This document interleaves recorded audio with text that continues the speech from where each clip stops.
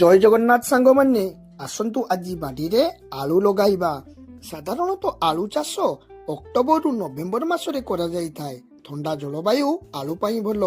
ମାଟିକୁ ଭଲ ଭାବରେ ଗୁଣ୍ଡ କରି ଧାଡ଼ି କରିବା।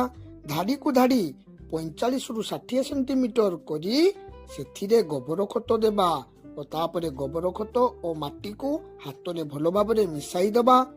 ଆଳୁରେ ଗୋଟିଏରୁ ଦୁଇଟି ସୁସ୍ଥ ଆଖି ଥିବା ଦରକାର।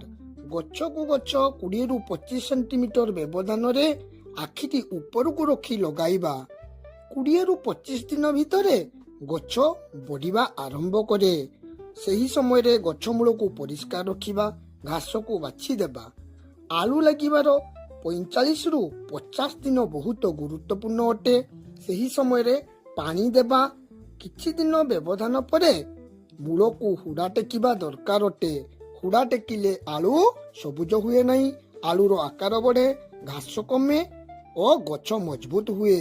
ହୁଡ଼ା ଟେକିଲା ପରେ ଆମେ ଧାଡ଼ି ମଧ୍ୟରେ ଓ ଗଛ ଚାରିପାଖେ ଧାନ ଓଗାଡ଼ି ଦେଲେ ମାଟିର ଆର୍ଦ୍ରତା ଧରି ରଖେ, ଘାସ ହେବାକୁ ଦିଏ ନାହିଁ, ମାଟି ନରମ ରଖେ।